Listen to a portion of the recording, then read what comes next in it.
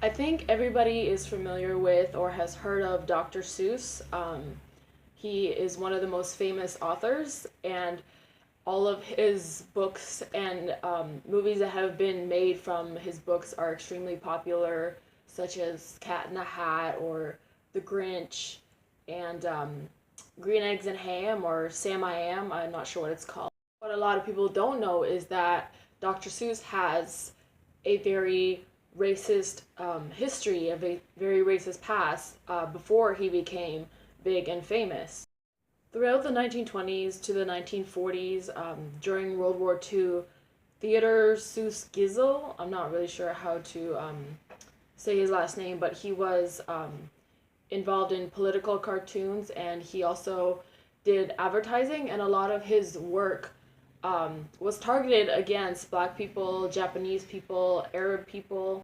He drew black people as monkeys and as savages wearing grass skirts on some island, and he represented Arab people as nomads or sultans that were riding on camels in deserts.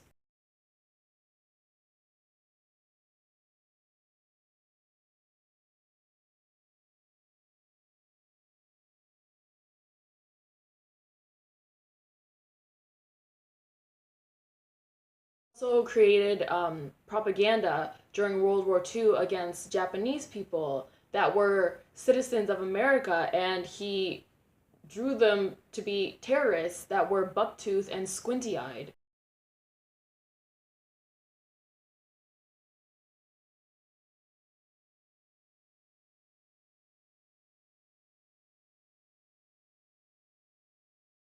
So his cartoons created fear and suspicion in American citizens against the Japanese citizens.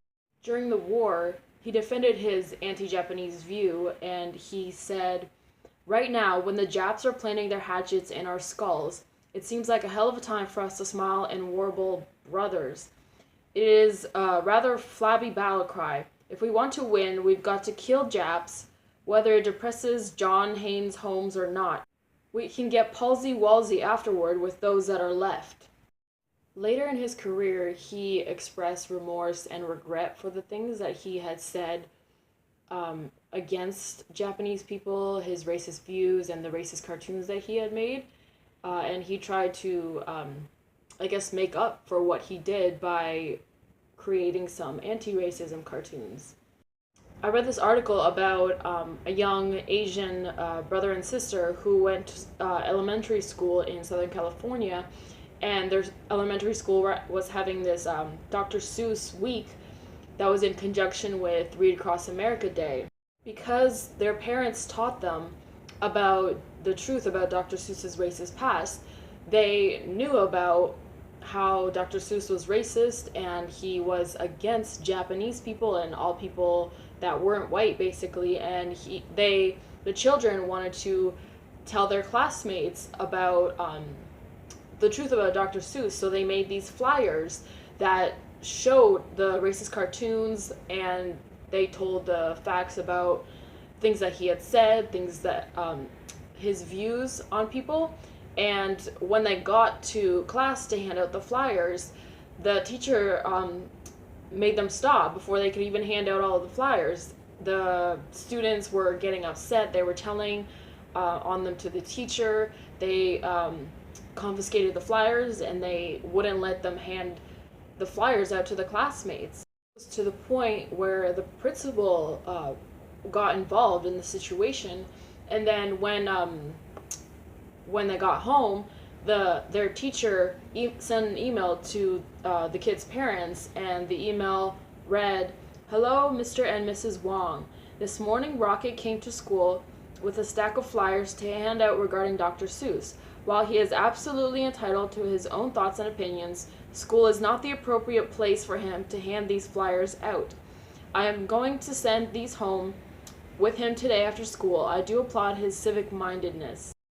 So let me get this straight. School is not the appropriate place to educate the youth on the truth of an author's history and his past and facts that he was a racist person.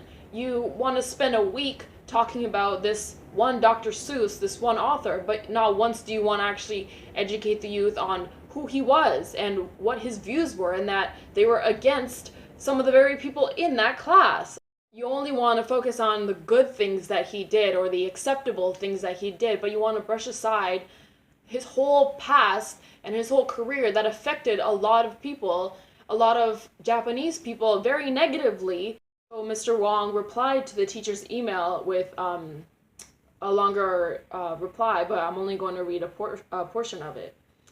He said, Rocket and Zoe's great-grandmother and great-grandfather, who are still with us today, along with 120,000 innocent others, most of them American citizens, were forcibly removed from their homes and sent to the U.S. concentration camps due to lack of leadership, rampant racism, and war hysteria. There was no basis or evidence of Japanese Americans involved in any espionage, and the U.S. has since apologized for the unconstitutional act against its own American citizens. However, it is important to understand that Seuss Gizzle helped fuel that racism and war hysteria with many racist cartoons that he published during that time. His cartoons targeting Japanese Americans directly contributed to the public support of Executive Order 9066, the executive order that incarcerated Japanese Americans. This is not an opinion, much like Hitler's anti-Semitism is not an opinion. For Gizzle's hatred of Japanese is well documented and is chronicled in American history books. Unfortunately, our family has had a direct impact and has suffered directly from Gizzle's cartoons.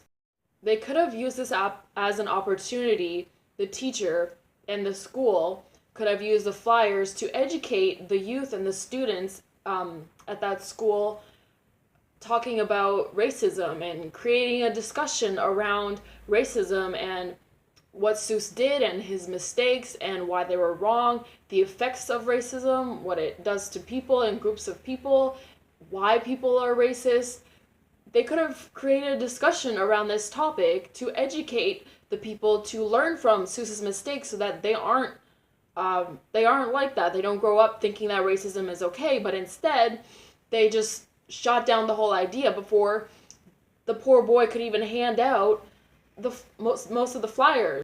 You may ask, why did they do this? Why did they not take the chance to educate youth? Well, in my opinion, I think it's because the education system is not built or is not meant to actually educate youth. It's meant to brainwash them into thinking a specific way that only benefits a certain group of people. And when they're young, elementary school, kindergarten, that's where it all starts. When they're being influenced every single day when they come into class, they're learning to think a specific way that may not even benefit them. They're not taught to grow as people, to expand their minds, to learn about different issues. They're only taught certain specific skills that when they get out of school or when they're not in school, it's not really benefiting them. It's benefiting the people that are in power, making money.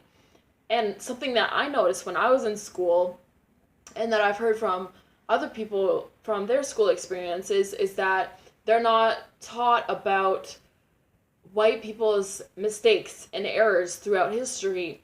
They only focus on specific wars that make white people look good and America as a whole look good. They don't focus on any flaws of white people, and they barely even discuss other races. And when they do, it's kind of like in a shady way where they make it look like this race has done this, and this wrong, or they've fought against America in Pearl Harbor. So it kind of creates this line where you're supposed to think badly of anybody that's not American or white.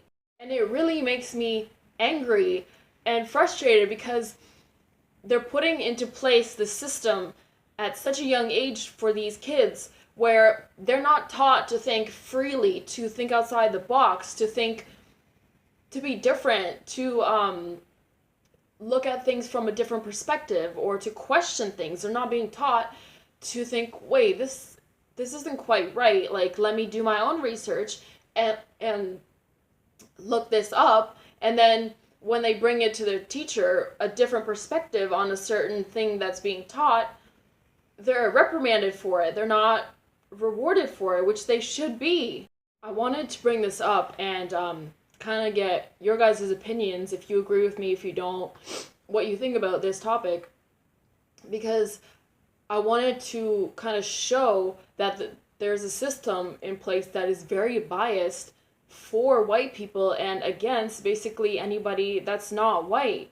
As much as it's forced down our throats by everything that's around us, media, school, history books, white people are not the superior race. They're not better than anybody. They're not more talented. They're not more business minded. They're not more special than the next person. And we're taught at a young age, growing up in school, watching TV, cartoons, where we constantly see white people at a more wealthy state or more desirable state than everybody else that falls down in lower tiers.